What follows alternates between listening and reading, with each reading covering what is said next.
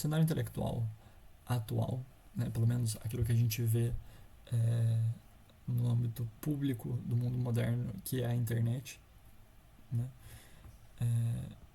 você tem três possibilidades de atuação, porém só duas são vistas pelas pessoas. Né?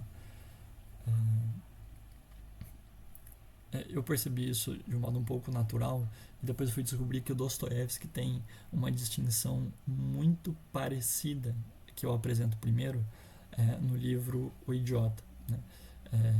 Diz ele que existem três tipos de pessoas, né?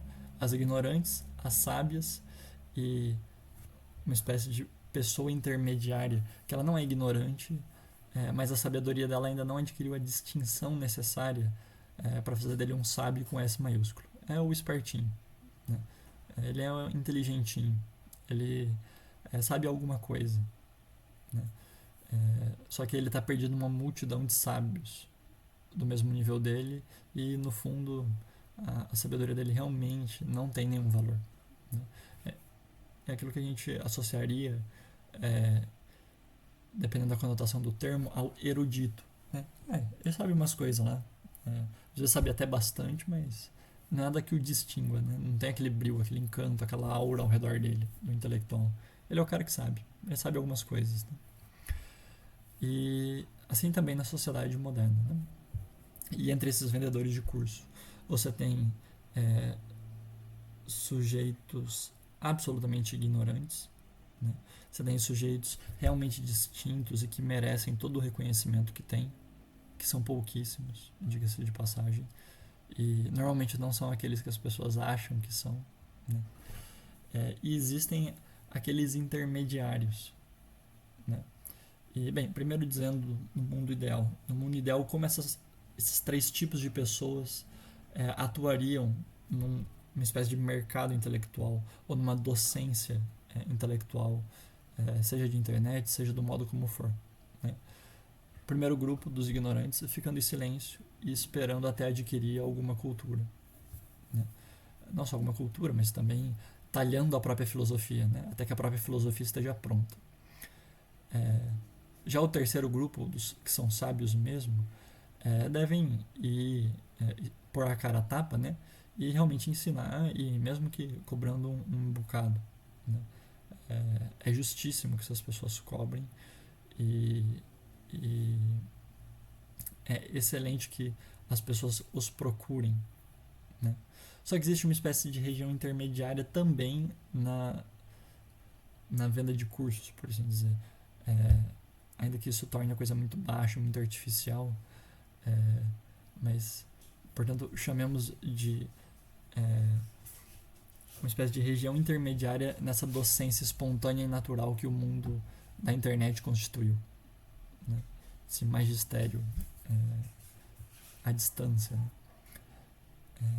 Essas pessoas, elas não são tão inaptas a ensinar como as do primeiro grupo, mas elas de fato não podem, de modo algum, vender uma doutrina que elas manejam na palma da mão, absolutamente talhada e investigada até os últimos aspectos, como os do terceiro grupo fariam.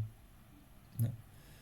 E elas têm de assumir uma dinâmica própria, que é a de a elas principalmente faz muita falta uma certa externalização da própria investigação. Né? E a essas pessoas a externalização da vida intelectual e das investigações próprias é o próprio modo de constituição do seu magistério presente. Isso é, o que eles ensinam? Eles ensinam o próprio ato de aprendizado deles. Eles permitem que outras pessoas participem não da doutrina deles, que eles ainda não têm bem formada, mas da investigação deles, que está no auge. Né? As pessoas não participam do presente, por assim dizer, do dom, do bem que eles têm para oferecer, mas do movimento. Né? Ele é como que um motor girando que permite que outros motores anexem a si as suas engrenagens e aproveitem do seu movimento. Né? E bem, isso tem duas vantagens. Né? Primeiro, para a própria investigação intelectual do sujeito, que sai ganhando, né? É sempre melhor você raciocinar com outras pessoas, né? E expondo a outras pessoas as suas conclusões, ainda que sob a razão de temporárias, né? E sendo sincero para dizê-lo, né? E uma segunda vantagem é justamente que isso prepara o magistério futuro, né? Principalmente aqueles que não querem se subordinar, não por uma espécie de birra, mas por uma opção própria à academia, né? É necessário que essa docência natural e desinteressada possa ir se constituindo aos poucos, porque isso demora, né? É o trabalho de toda uma vida, né? No fundo, se é verdade que a melhor das docências é uma espécie de paternidade, que a paternidade tem algo da amizade, toda a amizade demora para se constituir, né? E também a paternidade, e também este magistério perfeito, né? Portanto, aqueles que estão nessa região intermediária só podem colher frutos, e eu até os estimulo, expondo e externalizando aquilo que fazem, né? Ainda que cobrando muito modicamente, né? Porque uma hora também é necessário que financeiramente a vida intelectual seja autossustentável, né? E é justo que cobre, né?